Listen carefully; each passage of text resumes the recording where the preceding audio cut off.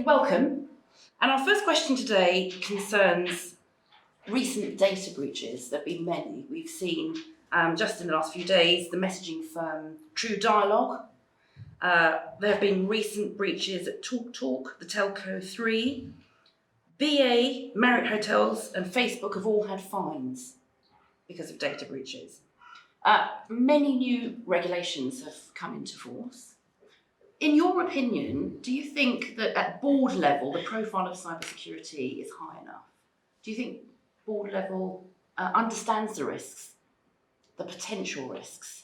Can I start with you, Mark? Certainly. There have been a number of high-profile cases in the news, and I think because of that, board level people are becoming far more aware of the importance of cybersecurity and their data that they hold. I also think that it's not just at board level. I think everybody now in society is becoming more aware of the importance of their data, so the employees in the organisation and the customers, the individuals as well. We're seeing this with changes in regulation with GDPR as well, so there's far more understanding of data and the importance of it now in society, not just at board level. Would you all agree? Because we're still seeing these data breaches take place and apparently surprise some high-level executives. Yeah, I think it's still quite a fragmented landscape out there. You know, there are some organisations that have risen to the challenge and take it very seriously, but there's still an awful lot that haven't, and have still got a lot to do. So, you know, it's a mixed bag. I think profile of cybersecurity and risks has gone up at board level. I think capability has probably not gone up. Now there is this mismatch. Part of it, I think, is the fault of the cybersecurity industry. That cybersecurity gets very complicated, very technical, very quickly. And I think we are not, as an industry, very good at communicating the risk that organisations face in terms that business understands and can act upon. So business likes to think about things or risks in business terms. You know, does my factory stop working? Can I not service my customers? And the industry is very good at saying, oh, there's a CVE vulnerability and you know, this kind of architecture. It's like that doesn't mean anything to a board level member. So there's a job of demystifying we this. need to get much better at communicating the risk in terms that business understands. Yeah, I'd add to that. I think, you know, businesses also have short-term memory, so they will be subject to some pain. You know, the factory is shut down or whatever for a while. Well, we've seen Telco 3 have a second disaster. There are certainly some serial offenders for sure that clearly are not learning the lessons, but also, you know, if a competitor or a close industry related company gets breached, there is a bit of, ooh, could that happen to us? But you're right, Mike, I think very quickly afterwards, like back to business as usual, we don't really learn from those mistakes.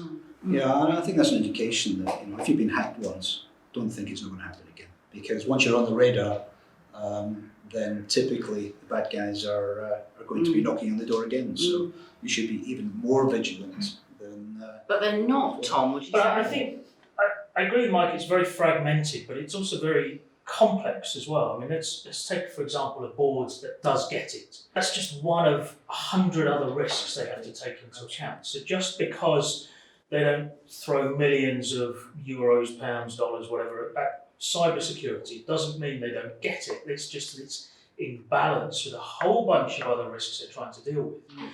I think the other part, just to pick up on your point, Duncan, about serial offenders.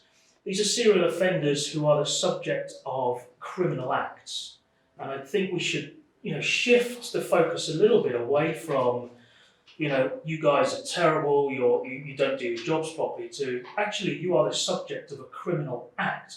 What else should be done in the greater industry to address this? Of course, there is some levels of incompetence and potentially gross incompetence in some instances, but in the majority of cases, people are doing the best they can with the resources they have, which are being spread very thinly, not because of greedy boards, just because of revenues, etc. And criminals are taking advantage of this. It's a very good point, actually, because there's another debate going on today in Watford, in a hotel, a much less prestigious group of people, NATO, are discussing cybersecurity. Yeah. So it is something that goes well beyond individual organisations. Yes. What do boards need to do then in terms of moving it up their list of priorities? Well, again, I think one of the things that the NATO aspects are highlighting, this is not just about data and data security. Yeah.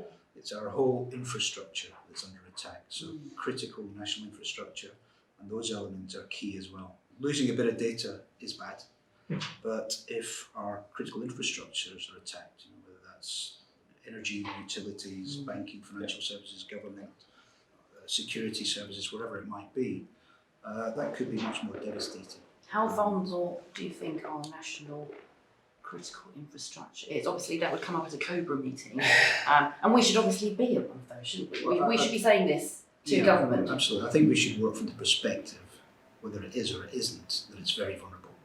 That's a diplomatic response to that. I think also that the threats that our critical national infrastructure face are the same as commercial enterprises. And yet commercial enterprises may not have the same capabilities and resources as Thom was saying.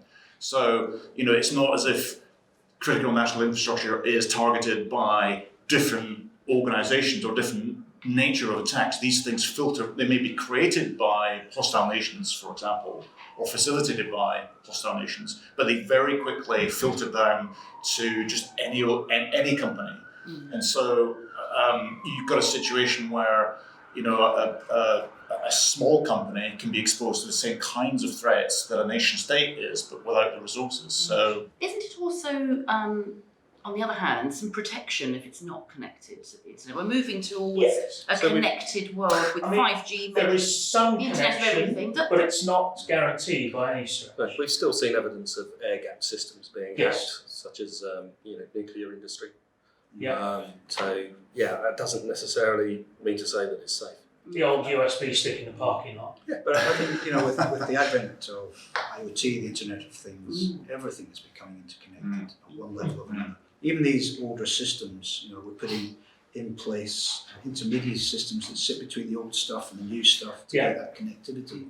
So there isn't much these days that isn't connected for maintenance purposes or for other reasons. So the risk can migrate from something totally in a different sector or different field, the risk that, say, an organisation hadn't considered. No, absolutely. I mean, one of the prevailing trends right now is digital transformation.